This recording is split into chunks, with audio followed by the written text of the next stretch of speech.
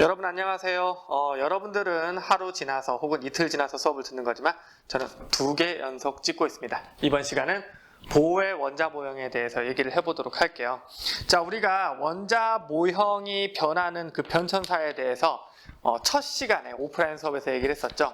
맨 처음에 돌턴이라는 사람이 원자는 더 이상 쪼갤 수 없는 입자야 라고 이렇게 설명을 했었고, 톰슨이 전자, 음극선 실험을 통해서 전자를 발견하면서 아니야 안에 전자가 들어있어 라고 밝혀냈었고, 그 다음에 러더퍼드가 알파 입자 산란 실험을 통해서 핵이 있어, 그래서 핵만 단단하고 공간을 조금 차지하고 있고 되게 무겁고 플러스 성질을 가지고 있고 나머지는 전자가 돌아다니는 약간 빈 공간 같은 거야 라고 해서 러더퍼드의 알파 입자 산란 실험을 통해서 원자 핵의 존재를 밝혀냈었죠. 자, 여기에 대해서 추가적으로 보호라는 사람이 수소 원자의 선 스펙트럼을 설명하기 위해서 보호의 원자 모형이라는 걸 제시를 하게 되거든요.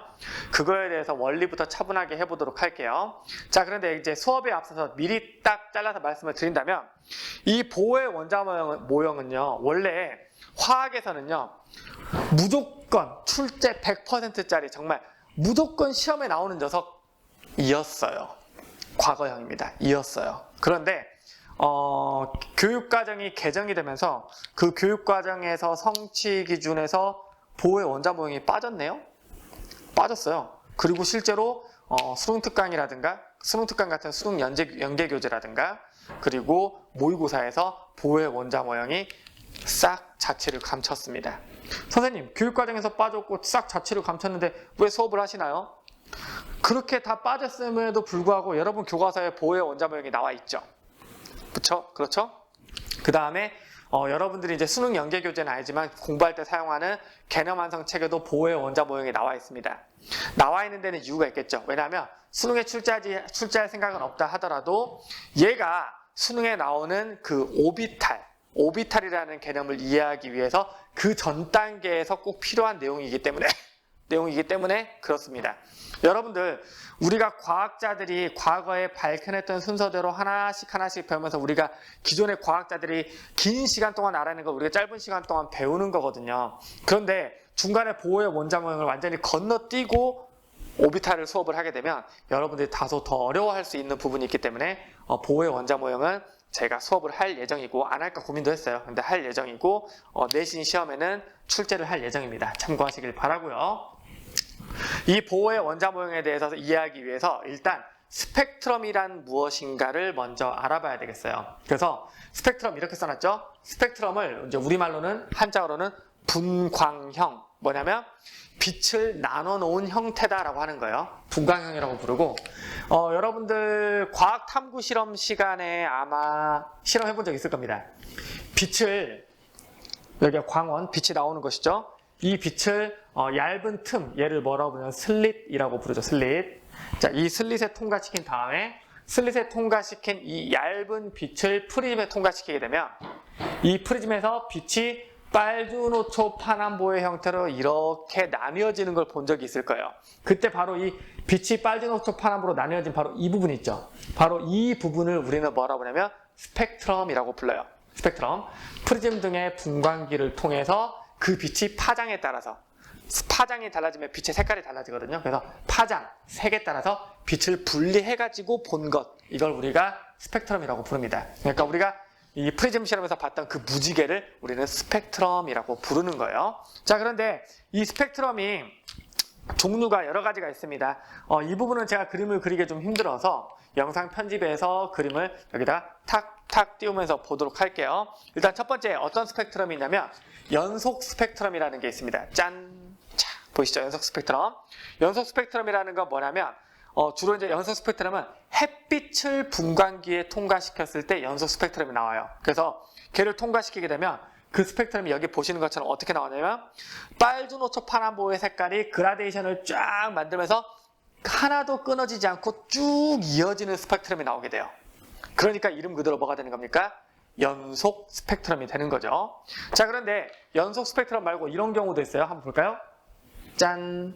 자, 여기 보시면 수소 방정관이라고 보이시죠? 그건 뭐냐면 일종의 형광등 같은 건데 그 형광등 안에 수소가 차 있는 거라고 생각하시면 돼요. 그래서 그 수소가 차 있는 형광등에 불을 켜게 되면 그 수소 안에 들어있는 수소 원자들이 에너지를 받았다가 다시 그걸 빛의 형태로 방출을 하게 돼요. 그 안에 수소가 아닌 헬륨을 넣게 되면 헬륨 방전관이 되는 거고, 그 안에 네온을 넣게 되면 네온 방전관이 되는 거예요. 근데 여기 지금 수소 방전관에서 나오는 빛을 슬릿에 통과시켜가지고 프리즘에 투과시켜봤습니다. 그랬더니 이번에는 스펙트럼이 처음부터 끝까지 쭉 빛나는 게 아니라, 이쪽에 보라색 빛이 하나 있고, 그 다음에 파란 빛이 하나 있고, 초록 빛이 하나 있고, 저쪽에 빨간 빛이 하나, 아니구나. 제가 그림 이렇게 보고 있거든요. 이쪽에 빨간 빛이 하나 있고, 초록 빛이 있고, 파란 빛이 있고, 보랏빛이 있는 이런 딱 선이 찍찍찍 그어진 스펙트럼이 나오게 됩니다. 그래서 이런 스펙트럼을 뭐라 부르냐면 선 스펙트럼이라고 불러요. 선 스펙트럼. 자, 그런데 보어가 이 실험을 통해서 왜 수소 방전관에서는 선 스펙트럼이 나올까라는 고민이 있었고, 선 스펙트럼이 나온다는 건 무슨 얘기냐면요, 조금 이따 정리해 드리겠지만 빛은 파장에 따라 에너지가 다르거든요. 그러니까 색깔에 따라 에너지가 달라요. 그런데 특정 파장, 즉 특정 색깔의 빛만 나온다는 얘기는 특정 에너지의 빛만 나온다는 의미예요. 자, 태양빛은 프리즘에 통과시켰을 때 연소 스펙트럼 모든 색깔이 다 나왔죠. 즉 모든 에너지가 다 나온다는 거예요. 센 에너지, 약한 에너지, 막 중간 에너지 다 나온다는 거예요. 그런데 선 스펙트럼은 어떤 개념이냐면 특정 파장, 특정 색깔의 빛만 나온다는 것은 특정한 에너지값만 나온다는 거거든요. 왜 하필이면 특정한 에너지값만 나올까? 이걸 해결하기 위해서 보호가 뭘 제시한 거야? 바로 보호의 원자 모형을 제시하게 된 겁니다. 자, 그래서 이 보호의 원자 모형을 이해하기 전에 일단 전자기파의 특성을 1학년 때 아마 배웠을 겁니다. 그거 한번 짚고 넘어가 볼게요. 자, 전자기파의 특성을 짚고 넘어가 보도록 할 텐데, 전자기파에 관련된 그림 여기 한번 띄워보도록 할게요. 짠, 띄웠습니다. 제가 들고 있는 바로 이 그림이 되겠네요. 이 그림. 자, 봅시다. 전자기파라는 건 뭐냐면 쉽게 말하면 일종의 빛이에요. 그러니까 빛의 속도로 전달되는 전기와 자기의 파동 해가지고 뭐 전자기파 어쩌고저쩌고 하는데, 흔히 말하는 빛인데, 여러분 이 빛과 전파의 영향, 그러니까 빛의 속도로 이동하는 이 녀석들 있잖아요. 얘네들 중에는 우리 눈에 보이는 것도 있고 우리 눈에 보이지 않는 것도 있어요. 엄밀히 따지면 눈에 보이는 건 요만큼이고요, 대부분 눈에 안 보이죠. 그래서 이 전자기파라는 게 파동이잖아요. 자, 파동이라는 건 여러분 어떤 거냐면 웨이브, 말 그대로 이렇게 가는 거거든요. 그런데 어떤 파는 이렇게 가는 파도 있을 거고, 어떤 파는 요래 이렇게 가는 파도 있겠죠. 맞죠? 자, 이렇게 가는 파는 우리가 파와 파, 그러니까 어떤 파의 마루, 꼭대기 부분과 꼭대기 부분 사이의 거리, 이 거리가 짧죠. 이걸 파장이라고 하거든요. 이런 걸 파장이 짧은 파동이라고 하고요, 이렇게 가는 걸 파장이 긴 파동이라고 부릅니다. 그럼 잘 보세요. 파장이 길면 흔들리는 횟수가 적죠. 파장이 짧으면 흔들리는 횟수가 많죠. 파장이 길다, 진동수는 작다. 파장이 짧다, 진동수는 크다. 이 개념까지, 반비례라는 개념까지 익혀두고 할게요. 자, 그래서 여기서는 여러 가지 전자기파를 어떻게 하냐면 파장에 따라서 분류를 해본 겁니다. 파장에 따라서 분류를 했고요. 영어로 써져 있는데 괜찮아요. 네, 괜찮습니다. 자, 보시면, 자, 여기 왼쪽에서 오른쪽으로 오면 올수록 파장이 짧아지고 있는 거예요. 왼쪽에서 오른쪽으로 오면 올수록 파장이 짧아지는 거고요. 자, 파장이 짧아진다는 건 어떤 의미를 가지냐면, 여러분들 생각해 봅시다. 제가 이거 수업을 오프라인에서 하면 많이 하는 건데, 여기 옆에 어떤 학생이 있어요. 자, 얘를 때릴 거예요. 때릴 겁니다. 때리는데, 잘 보세요. 파장이 아까 말했지만 파장이 짧을수록 더 많이 흔들린다 그랬죠. 맞죠? 그럼 파장이 길게 흔들리게 되면 옆에 학생을 때릴 겁니다. 여기 학생이 있다. 이 학생도 합성을 해야 되나? 자, 아직 그런 실력이 안 돼요. 자, 여기 학생 있어요. 보세요. 파장이 길면 얘를 때리는데 한 대, 두 대, 세 대 이렇게 천천히 때리죠. 이 학생에게 내가 가하는 에너지가 되게 적죠. 그런데 파장이 짧으면 샥 이렇게 흔들면 따다다다 한 대, 두 대, 세 대, 네 대, 다섯 대, 여섯 대, 일곱 대, 여덟 대 같은 시간 동안 더 많이 때릴 수 있죠. 더 많은 에너지를 가할 수 있죠. 무슨 얘기를 하고 싶은 거냐면, 전자기파에서는 파장이 짧으면 짧을수록, 아까 파장과 진동수는 반비례라고 그랬죠? 파장이 짧으면 짧을수록, 즉 진동수가 크면 클수록 더 많은 에너지를 가지게 됩니다. 자, 그럼 볼게요. 이 전자기파에서 왼쪽에서 오른쪽으로 갈수록 파장이 짧아진다 그랬죠? 그럼 당연히 왼쪽에서 오른쪽으로 갈수록 에너지가 커지는 값이 되겠죠. 맞죠? 커지는 겁니다. 그래서 봤더니 뭐 가장 오른쪽에 코스믹 레이라고 있는데 이건 주로 이제 우리 교육과정에서 다루진 않고요. 그 다음에 감마 레이라고 있죠. 감마 레이, 감마선. 여기 제시된 것 중에 파장이 가장 짧고 에너지가 큰 녀석이고요. 그 옆에 파장이 좀 더 길어졌더니 엑스레이, X선이 있고요. 그 다음에 UV, 울트라바이올렛 레이, 뭐 여러분이 알고 있는 자외선이 있고요. 그 자외선의 사이에 뭔가 빈 공간처럼 보이는데 거기가 어디냐면 바로 가시광선, 가능하다, 뭐가 가능하다? 보는 게 가능하다. 눈에 보이는, 우리가 보는 그 가시광선 영역이 있고 그 가시광선 영역을 지나쳐 봤더니 인프라레드, 뭐예요? 적외선이 있고요.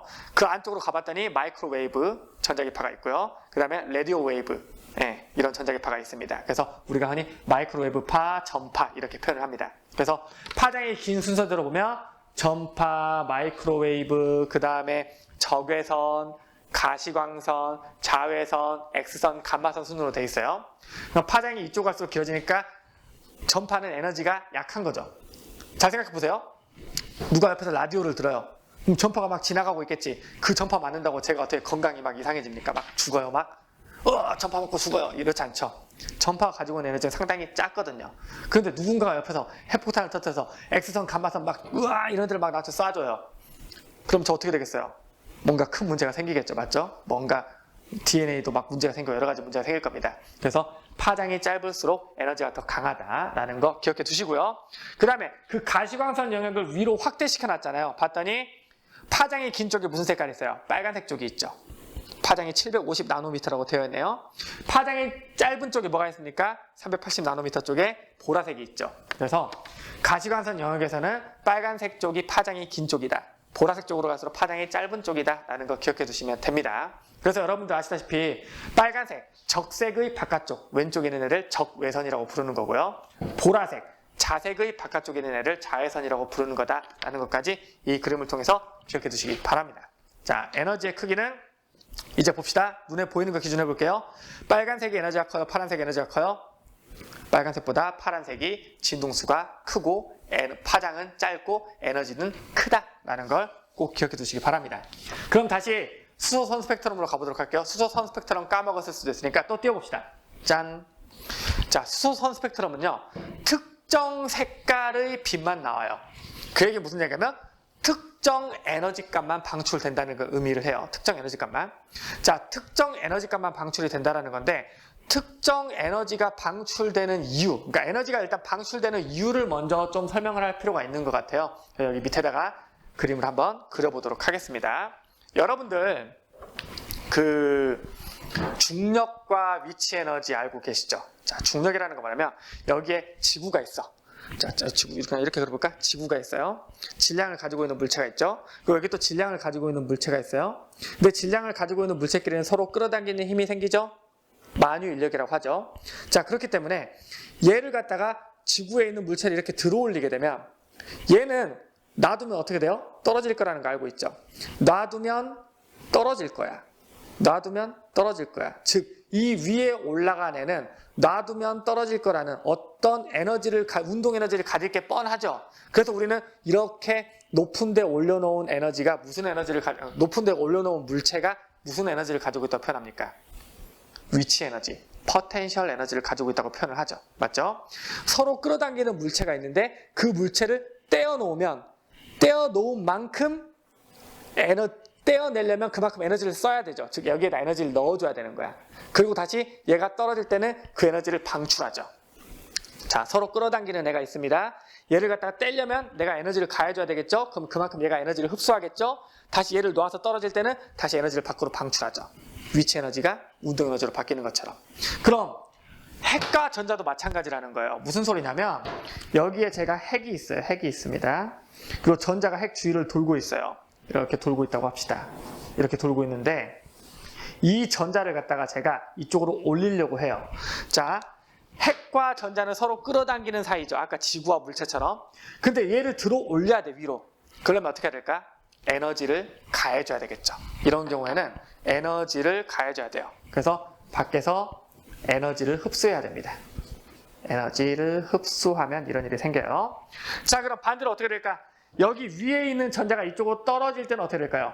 이때는 여기와 여기의 전기적인 위치 에너지 차이로 인하여 에너지가 줄어드는 만큼 이번엔 반대로 에너지를 방출하게 되겠죠. 에너지를 밖으로 방출하게 될 거예요. 근데 주로 어떤 형태로 방출하냐면 빛, 우리가 아까 배운 전자기파, 뭐 자외선, 적외선, 이 전자기파 형태로 방출을 하게 됩니다. 이해됐나요? 자, 끌어당기는 물체가 있는데 얘를 당기려면 내가 에너지를 흡수시켜줘야 돼. 그러니까 에너지를 줘야 돼, 얘한테. 근데 얘가 다시 떨어질 때는 그 에너지를 다시 이쪽으로 방출을 할 거야. 그때 원자 내에서 핵과 전자 사이에서는 이때 방출된 에너지가 어떤 에너지로 방출된다? 아까 배웠던 전자기파, 빛의 형태로 방출이 된다는 거예요. 자, 전자가 이렇게 여기 있던 전자가 이쪽으로 가고 여기 있던 전자가 이쪽으로 가는 걸 우리는 뭐라고 부르냐면 전자의 전이라고 부릅니다. 뭐라고 부른다고? 전자의 전이라고 불러요. 그리고 이 전자가 전이를 하기 위해서는 이런 식으로 에너지를 흡수하거나 혹은 에너지를 방출한다라는 개념을 머릿속에 기본적으로 담아둘게요. 자, 그런데 이때 흡수하는 에너지와 이때 방출하는 에너지는 결국 뭐냐면 이거죠. 여러분 우리 중학교 때도 여기 위치 에너지 값이 100이었다고 합시다. 여기 위치 에너지 값이 50이라고 합시다. 그럼 얘가 여기서 떨어지게 되면, 여기서 여기로 떨어지면 위치 에너지 100과 위치 에너지 50의 차이값만큼의 에너지가 운동 에너지로 바뀌죠. 즉 운동 에너지가 50이 생길 거예요. 여기 위치 에너지가 100이에요. 여기 위치의 위치 에너지가 30이라고 합시다. 그럼 여기 있는 물체를 여기로 떨어뜨리게 되면 이때 운동 에너지가 70이 생기죠.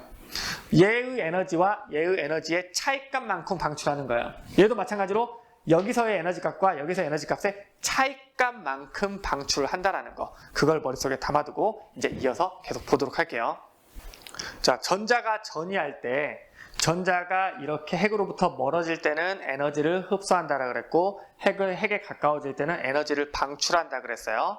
그때 방출하는 에너지 값은 여기와 여기에 어떤 에너지 차이값만큼을 방출한다 그랬죠.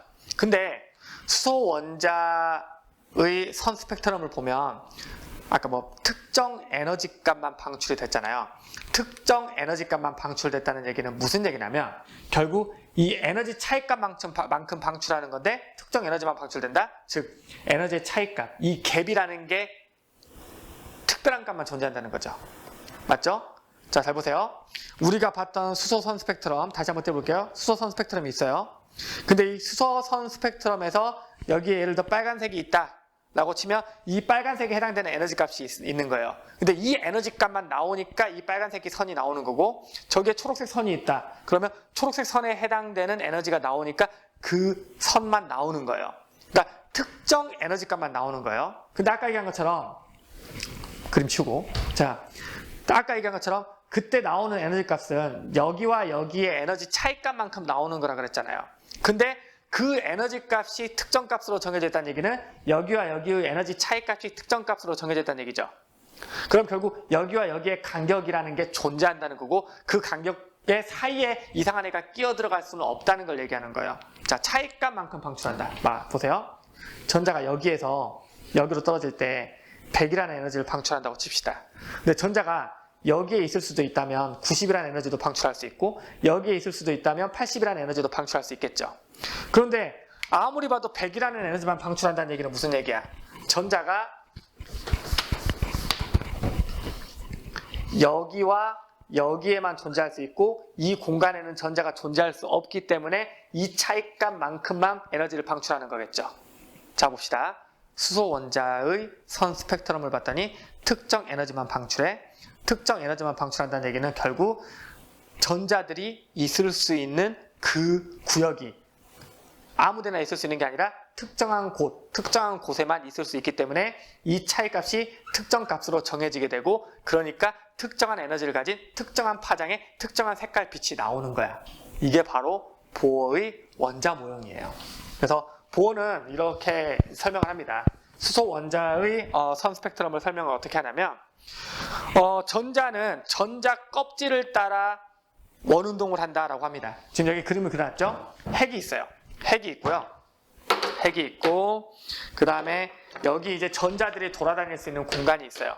돌아다닐 수 있는 공간이 있는데 이 전자들이 돌아다닐 수 있는 이 공간을 전자 껍질이라고 부른 거예요. 그런데 전자가 뭐 여기에 있을 수도 있고 여기에 있을 수도 있고 여기에 있을 수도 있고 여기에 있을 수도 있는데 뭐 이 사이값 여기 애매한 곳에 뭐 이런 곳에 존재할 수는 없다라고 보는 게 보호의 원자 모형이에요. 그래서 보호는 전자 껍질을 따라 전자가 이제 원운동을 한다고 얘기했었고, 이때 전자가 에너지를 흡수하면 전자가 위로 올라가고 에너지를 방출하면 이렇게 다시 전자가 밑으로 내려가는 이런 전자 껍질이 달라지는 현상이 생긴다라고 그 선 스펙트럼을 해석을 한 겁니다. 그래서 보호는 보세요. 러더퍼드의 원자 모형은 원자 핵이 있고 그 주변에 전자가 돌고 있어. 이렇게까지만 설명했던 거죠. 맞죠? 근데 보호는 뭐라고 하냐면 핵이 있고 전자가 도는데 전자가 돌 수 있는 어떤 궤도, 전자가 돌 수 있는 어떤 특정한 껍질이 존재해 라는 어떤 궤도의 개념까지 도입한 게 바로 보호의 원자 모형인 거예요. 그래서 이 전자 껍질에 이름을 붙여줍니다. 더 친절하게. 이름을 불러줬을 때 너는 나에게 와서 뭐 특별한 존재가 되었다 이런 거겠죠. 그래서 얘는 K 껍질이라고 불렀고요. 왜 K부터 시작했는지 모르겠네요. 자, K 그 다음부터 알파벳 순서입니다. L 껍질, M 껍질, N 껍질, 뭐 그 다음에 O 껍질 있겠죠? 근데 O 껍질 다룰 일은 없으니까. 자, K, L, M, N 껍질 뭐 이런 식으로 이런 식으로 껍질에 이름을 지어줍니다. 그리고 얘네들한테 주양자수라는 숫자도 부여해줘요. 너는 우리 그런 거 있잖아요. 우리 보면 반에서 애들 이름 순으로 번호 부여하듯이 얘네들도 가나다 순으로 이름 순으로 번호 부여하듯이 얘네들도 ABC 순으로 번호를 부여한 거야. 넌 K 껍질이니까 그래 너는 1번 해라. 그래서 얘는 주양자수 1번. 주양자수 N을 주양자수라고 하거든요. 너는 주양자수 1번. 너는 두 번째니까 주양자수 2번. 넌 세 번째니까 주양자수 3번. 너는 안쪽에서 네 번째니까 주양자수 4번. 그래서 이렇게 껍질들의 이름과 번호를 지어주게 돼요. 가장 안쪽 껍질 K 껍질, 그 다음 L, M, N 껍질이라고 하고 안쪽부터 주양자수 1번, 2번, 3번, 4번 이라고 이렇게 정하게 됩니다. 이게 바로 보호가 얘기한 전자 껍질이에요. 이 전자 껍질은 뭐다? 특정한 에너지를 가지는 궤도예요. 그리고 이게 연속적이지 않고 불연속적으로 끊어져 있기 때문에 전자 껍질 사이에는 전자가 존재할 수 없다라는 개념, 이게 보호의 원자 모형이라는 거 이렇게 기억해 두시기 바랍니다. 그리고 여기서 말하는 이 N은 뭐다? 이 N을 우리는 주양자수라고 불러요. 바로 이 주양자수가 어디에 나오냐면 오비탈에서 나오거든요. 근데 이걸 안 가르치고 하면 뜬금없이 주양자수가 튀어나오는 거거든요. 그래서 이걸 가르치는 부분입니다. 자, 이게 보호의 원자 모형 모습이에요. 그러니까 전자가 여기 있거나 여기 있거나 여기 있거나 여기 있거나 이런 특정 궤도에만 존재할 수 있다는 게 보호의 원자 모형이고요. 자, 그러면 얘네들이 전자가 여기 위쪽에 있다가 아래로 내려오게 되면 에너지를 방출한다 그랬죠? 아래쪽에 있는 애가 위로 올라갈 때는 에너지를 흡수한다 그랬죠? 그럼 얘네들이 흡수하는 에너지는 얼마인지, 방출하는 에너지는 얼마인지를 한번 알아보도록 할게요. 자, 보호의 원자 모형에서 전자 껍질 K, L, M, N 껍질에 대해서 얘기했는데 여기 있는 전자가 가지는 에너지 값과 여기 있는 전자가 가지는 에너지, 여기 있는 전자가 가지는 에너지, 여기 있는 전자가 가지는 에너지 값이 달라서 그 차이값만큼 에너지를 흡수하거나 방출한다고 했습니다. 이때 이 껍질에서의 어떤 그 전자의 전기적 위치 에너지를 우리 에너지 준이라고 불러요. 뭐라고 부른다고? 에너지 준위. 그래서 우리가 수소 원자의 에너지 준위 값을 얘기하자면 이렇게 정의가 돼요. 한번 써볼게요. 수소 원자의 에너지 준위. 자, 첫 번째 껍질의 에너지 준위값, 두 번째 껍질에서 에너지 준위값, 세 번째 껍질의 에너지 준위, 네 번째 껍질의 에너지 준위. 이 말 좀 쉽게 우리가 아는 걸로 생각해보면 첫 번째 껍질에서의 위치 에너지, 두 번째 껍질, 세 번째 kop질, 네 번째 껍질에서의 위치 에너지 같은 거라고 생각하시면 돼요. 자, 보시면 이건 어떻게 이렇게 표현합니다. 자, 첫 번째, 두 번째, 세 번째 껍질, 그걸 주양자수 1, 2, 3 이렇게 표현할 수 있죠. 맞죠? 그래서 n번째 껍질에서의 에너지 준위값은 어떻게 정의를 하냐면 마이너스 n 제곱분의 1312 킬로줄 퍼 몰이다 이렇게 정의를 합니다. 이때 이 n 값이 뭐예요? n은 아까 말했던 주양자수예요. n은 주양자수입니다. 이렇게 표현을 해요. 수소 원자의 에너지 준위 뭐야? 여기에서의 위치 에너지. 자, 그럼 있는 그대로 구해볼게요. 자, 가장 밑바닥인 첫 번째 껍질에서의 에너지 준위값 봅시다. 가장 밑바닥 첫 번째 껍질에서는 주양자수가 1이죠. 그럼 여기다 n에다 1을 넣어봐. 1분의 1310이네, 맞지? 그래서 여기에서 에너지 값은 마이너스 1310이에요. 자, 두 번째 껍질에서 에너지 주니값. 여기서 어떨까요? 여기서는 마이너스 1312를 2의 제곱 4로 나눈 값이 되겠죠? 세 번째 껍질에서 에너지 주니값은 마이너스 1312를 3의 제곱 9로 나눈 값이 될 거고, 네 번째 껍질에서 에너지 주니값은 마이너스 1312를 16으로 나눈 값이 될 겁니다. 자, 그럼 얘가 지금 음수값이잖아요. 음수값이니까 음수값의 절대값이 점점 작아지고 있는 거니까 위로 갈수록 에너지는 높아지고 있는 거죠. 맞죠? 위로 갈수록 에너지가 높아지죠. 그 다음 분모가 그럼 무한대가 된다고 생각해보자. 분모가 무한대가 됐을 때 이 값은 얼마가 되겠어요? 이때는 0에 수렴하게 되겠죠. 그래서 무한대라는 건 뭐냐면 핵과 전자가 완전히 분리된 걸 얘기하는 거예요. 이때의 에너지 주니값을 0으로 놓고 안쪽으로 들어가면 들어갈수록 점점 작아져서 마이너스 값이 되는 거고, 가장 안쪽 껍질에 들어갔을 때의 에너지 값이 마이너스 1312가 되는 거예요. 자, 그러면 어떤 거냐면 이런 거죠. 만약에 여기 있던 전자가 이쪽으로 올라간다. 첫 번째 kop질에 있던 전자가 두 번째 껍질로 올라가기 위해서는 이 둘의 에너지 차이값만큼이 흡수돼야 되겠죠. 그래서 4분의 3 곱하기 1312만큼의 에너지가 흡수돼야 되는 거예요. 올라갈 때는 이 차이값만큼. 두 칸을 올라가려면 마이너스 1312와 9분의 마이너스 1312의 차이값만큼, 그러니까 9분의 8 곱하기 1312kJ만큼의 에너지가 흡수돼야 되는 거예요. 그럼 내려올 때는 어떨까요? 내려올 때는 여기서 여기로 내려올 때는 얘와 얘의 차이값만큼 에너지가 이제 방출되겠죠. 4분의 3 곱하기 1312. 여기서 여기로 내려올 때는 9분의 8 곱하기 1312. 그 에너지 값이 내려올 때는 방출, 올라올 때는 흡수되는 거고, 그때 흡수되고 방출되는 것만 다르지 여기에서 여기로 간 거랑 여기에서 여기로 간 거는 그 크기 자체는 똑같겠죠. 이게 바로 보호의 원자 모형입니다. 그래서 전자가 이런 틈새, 이런 데 있을 수는 없고 여기 궤도에만 있을 수가 있기 때문에 특정한 에너지만 방출하는 게 너무나도 당연한 거죠. 너무나도 당연한 거고요. 자, 이거에 대해서 이제 여러 가지 좀 정리를 합니다. 정리를 좀 해보도록 할게요. 자, 여러분 지금 딱 보시면 알겠지만 여기에서 여기까지 차이값이 얼마입니까? 무한대에서 1에서 차이값이 0과 1310이니까 이 갭이 1312죠. 근데 여기 두 번째와 첫 번째와 두 번째 여기 갭이 얼마예요? 4분의 3 1310이죠. 그러니까 결국 여기와 여기의 간격은 4분의 1 1310이고요. 여기는 4분의 3 1310이니까 여기를 다 더해봐야 얘보단 작아요. 얘가 제일 커. 이 간격이 제일 큰 거야. 맞죠? 그래서 여기 무조건 1번으로 떨어지는 애들은 엄청나게 큰 에너지, 최소한 1312의 4분의 3 이상에 해당되는 에너지를 방출하게 되는 거예요. 1번 껍질로 떨어지는 애들은. 그래서 우리는 1번 껍질로 떨어지는 애들은 매우 높은 에너지를 방출한다고 얘기합니다. 그러니까 어떻게 떨어지는 거야? 예를 들어 무한대에서 1번으로 떨어지든, 네 번째 껍질에서 첫 번째 껍질로 떨어지든, 세 번째 껍질에서 첫 번째 껍질로 떨어지든, 두 번째 껍질에서 첫 번째 껍질로 떨어지든, 어쨌든 전자가 여기서 여기로 떨어질 때는 기본적으로 이 구간을 먹고 들어가죠. 이 구간. 근데 이 구간이 무려 이 전체 에너지의 4분의 3에 해당되잖아요. 그래서 얘네들은요 매우 강한 에너지를 냅니다. 어떤 에너지를 내냐면 아까 우리가 봤었던 가시광선 기억나시죠? 가시광선보다 조금 더 파장이 짧고 에너지가 컸던 거.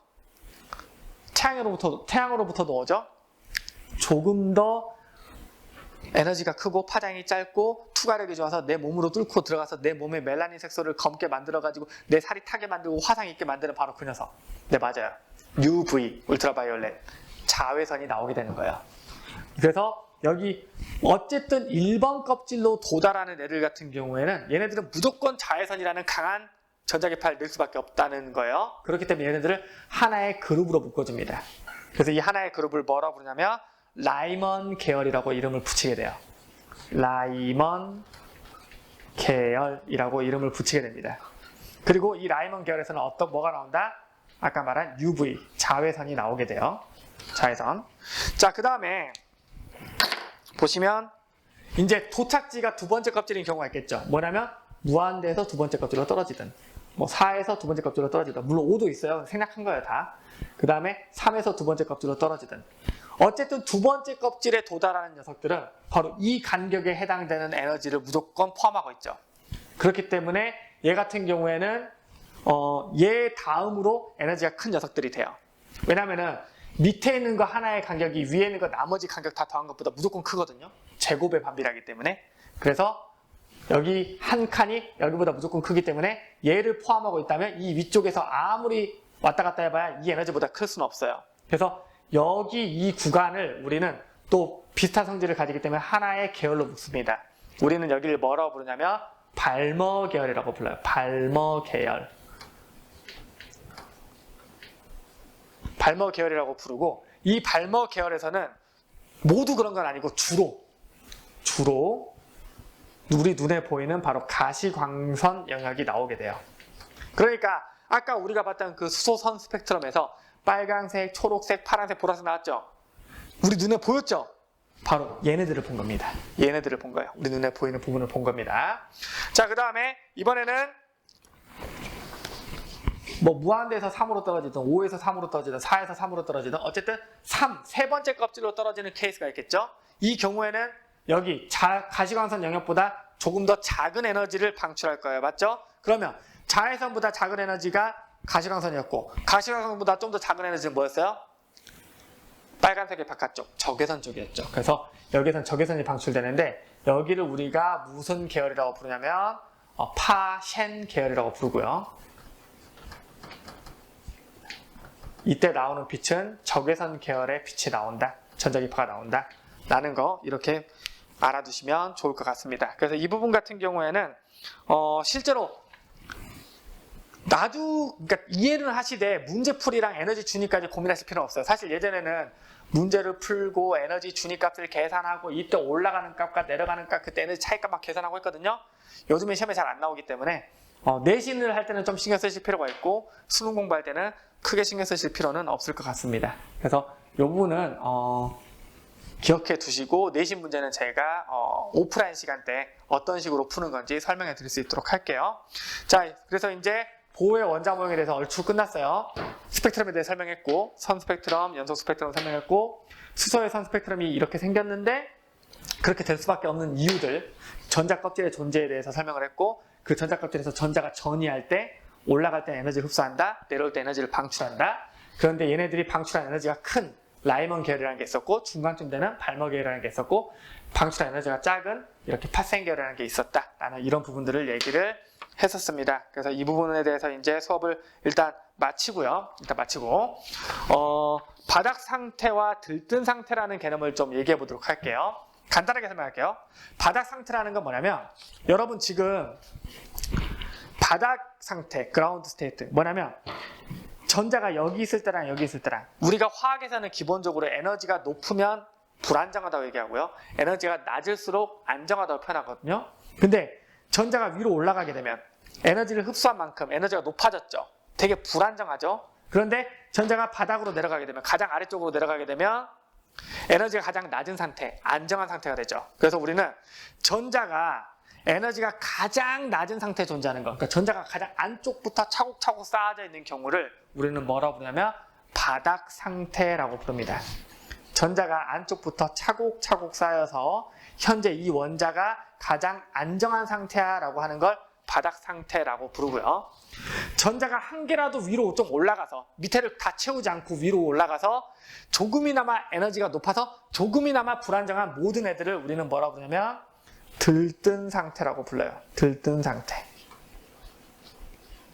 자, 전자는 위에 있으면 에너지가 높다, 밑으로 내려오면 에너지가 낮다. 모든 전자들이 최대한 아래쪽으로 차곡차곡 쌓아지게 되면 에너지가 낮다, 안정한 상태다. 그걸 뭐라고 부른다?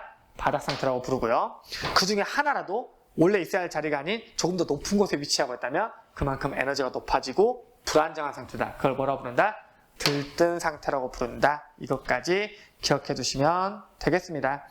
아까 제가 파장과 어떤 에너지 얘기했었죠. 파장이 길수록 에너지는 약하다. 진동수가 클수록 에너지는 크다라는 설명했었기 때문에 따로 식은 표현해 드리지 않도록 할게요. 그래서 식은 나중에 노트 정리한 걸로 보시길 바라고요. 오늘 수업이 꽤 길었을 텐데 이 정도에서 마쳐보도록 하겠습니다. 저도 오늘 편집하느라 좀 고생을 할 것 같아요. 다다음 주 수업은요. 다음 주에 찍을게요. 오늘 너무 힘드니까요. 여러분 수고 많으셨고 연휴 전에 보진 않겠지만 연휴 잘 보내시고 이 영상 보고 계시길 바랄게요. 수고하셨습니다. 감사합니다. 안녕. 퇴근해야지.